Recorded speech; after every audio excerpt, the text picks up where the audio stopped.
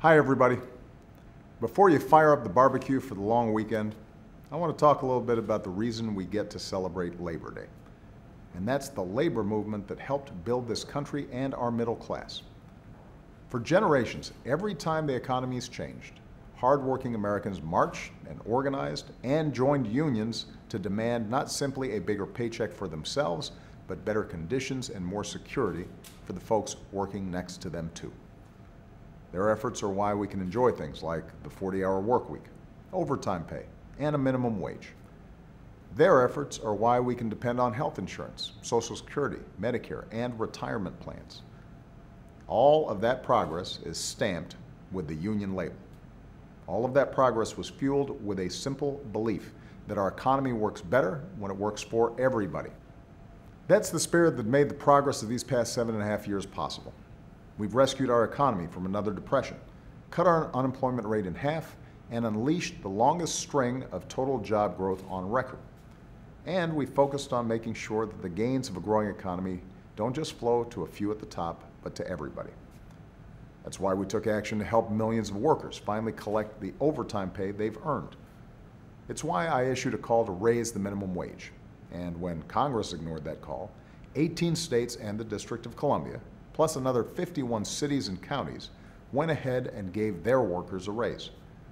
It's why the very first bill I signed was the Lilly Ledbetter Fair Pay Act, why we gave paid sick days to federal contractors, why we've fought for worker safety and the right to organize. And we've made good progress.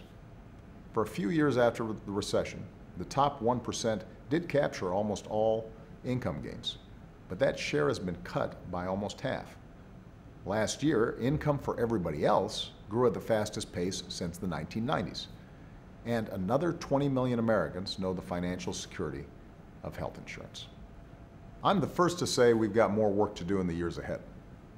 I know we're in the heat of a more raucous political season than usual, but we can't get so distracted by the latest bluster that we lose sight of the policies that will actually help working families get ahead.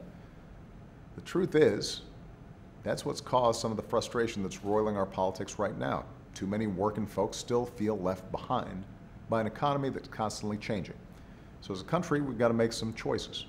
Do we want to be a country where the typical woman working full-time earns 79 cents for every dollar a man makes, or one where they earn equal pay for equal work?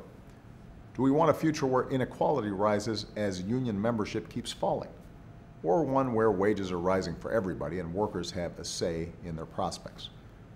Are we a people who just talk about family values while remaining the only developed nation that doesn't offer its workers paid maternity leave? Or are we a people who actually value families and make paid leave an economic priority for working parents? These are the kinds of choices in front of us. And if we're going to restore the sense that hard work is rewarded with a fair shot to get ahead, we're going to have to follow the lead of all those who came before us. That means standing up not just for ourselves, but for the father clocking into the plant, the sales clerk working long and unpredictable hours, or the mother riding the bus to work across town, even on Labor Day. Folks who work as hard as we do. And it means exercising our rights to speak up in the workplace, to join a union, and above all, to vote. That's the legacy we celebrate on Labor Day, and I'm confident that's the legacy that we'll build upon in the years ahead.